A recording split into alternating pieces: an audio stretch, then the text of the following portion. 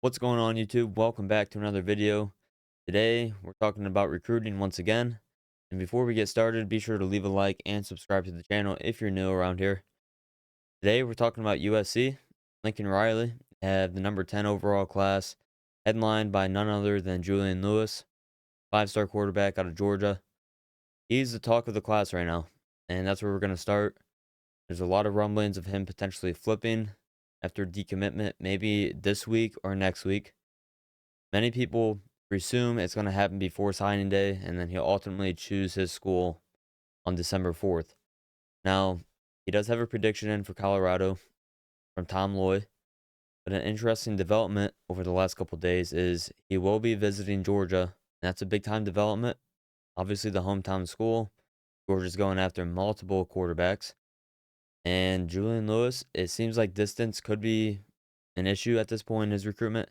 But also, if you read between the lines, this seems like a mutual decision between Lincoln Riley and Julian Lewis to both just move on. And it sounds like Riley wants to go after a different quarterback. We'll get into that a little later. But yeah, I fully expect Julian Lewis, I fully expect him to not be a part of this class. And if I had to put a percentage on it, at most, I'd probably give it a 20% that he sticks around. It just doesn't seem like he will. Everything's going against USC right now. You have Indiana going after him, Colorado, and now Georgia. Those are three tough schools to beat, especially how Indiana's playing right now and the relationship he has there with their offensive coordinator.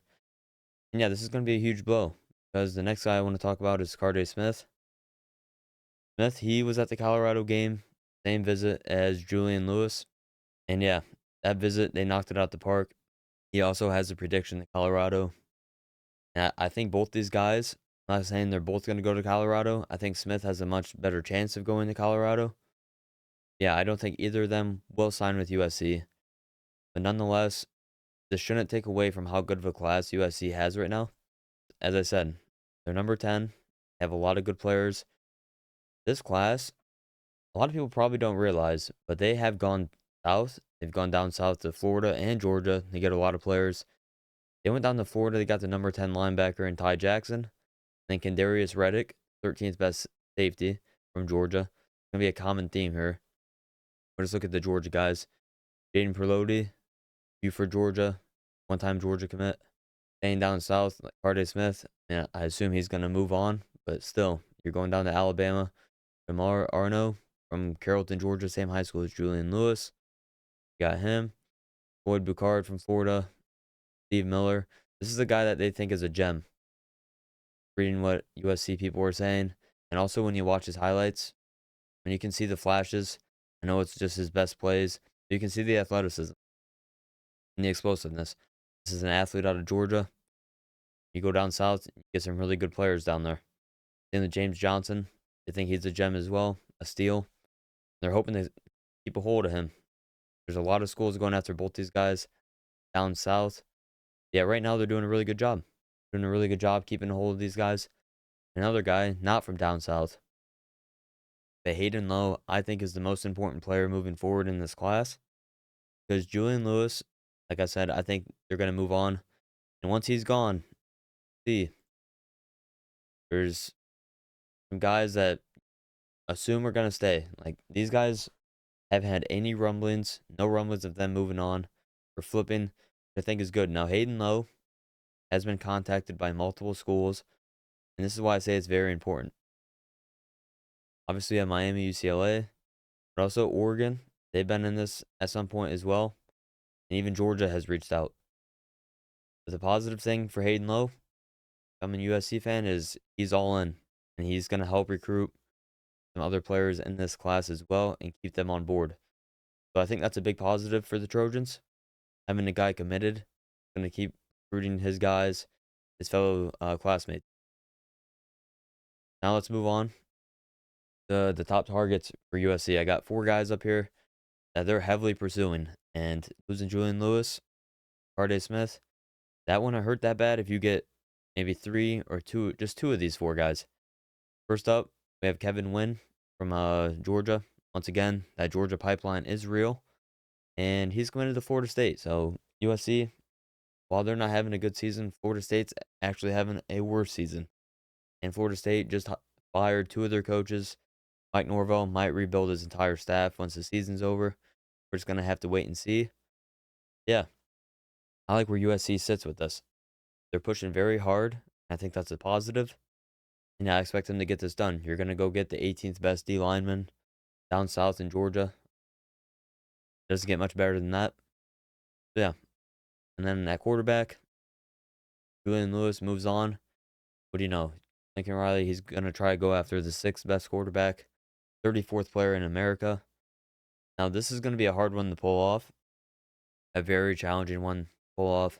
This is a recruitment you want to push to the second signing day. Obviously, not realistic to expect him to flip to USC before December 4th or on December 4th. So Lincoln Riley, he's probably going to take the long road here. Maybe get him in for a visit, a game day visit, and then maybe a visit later on towards the second signing day. Yeah, this would be a huge get. When you lose Lewis, you go get Longstreet. It's like you never lost a quarterback. Because Longstreet, he can play. 31 offers, playing in Corona, California. Now, he was hurt at the beginning of the season. Started his senior year injured. Yeah, he's been playing well. You just read what the scouts say about him, too. It's all positive. Yeah, that's probably their number one target at quarterback right now. Then we have Jakeem Stewart. Now, this one, unlike the last two, I don't know how realistic of a chance they have with Jakeem Stewart. They're probably at best in third place in this recruitment. And if I had to put a number on it, I would say they're fourth. I think it's Ohio State and Oregon at the top. Either one be leading, depending on what day it is, to be honest. And LSU, they just got a visit. And, I mean, they're the hometown team, so LSU can't be counted out. But then USC, they're going to get their shots this weekend. He is visiting. But the bad news is that might be the last time you see him for signing day. And he's going to head back to Oregon on their bye. And he's going back to Ohio State for the Michigan game. So he'll be on campus twice for Oregon, twice for LSU, and twice for Ohio State this fall. So definitely an uphill battle. Distance could be a factor, especially since they're not winning. He's also mentioned Oregon's still in the race, fight distance because they are winning. And Ohio State's been in this recruitment from the beginning, so you can't count them out either. Now the last guy, Joseph Mbachu. This is a guy I fully expect USC to get. And I think if they don't get him, it would be a disappointment. Once again, you got the Georgia pipeline. They have a lot of connections down there. And this is another guy, another D lineman. They lost Justice Terry. They lost Gibson. Two guys from Georgia, two five-star D linemen. They lost them. They're going to replace them. Or I fully expect them to do so. As you can see, he's visiting USC November 29th. That's after a visit to Tennessee. And he's visiting Florida.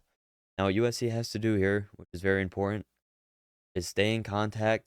Tell him, you gotta wait and give us a chance. Because as you can see, Florida does have a prediction. Florida does have a prediction. It is a one confidence, so it's not really that important of a prediction, but it is one. Someone knows something, and he is visiting Florida. You just gotta tell him, wait, give us a chance. You get that last visit 5 days before signing day. Have to like your chances. Yeah, Joseph Mbachu, along with Longstreet, Stewart, a couple of guys that I fully expect them to go after. A couple of wins for USC. Aaron Dunn just recently committed. That was a big time win for them. Big time win. Yeah, other than that, they're just doing a good job filling positions of need, right? You see D line, safety, linebacker, linebacker, offensive tackle, linebacker, offensive tackle, corner. Obviously, they're gonna have wideouts. There's three right there, and then Jerome Miles, one of the better wide receivers in the class. Yeah, USC fans, let me know down below what you think about your recruiting class and going forward. Most importantly, who do you want to see USC go after?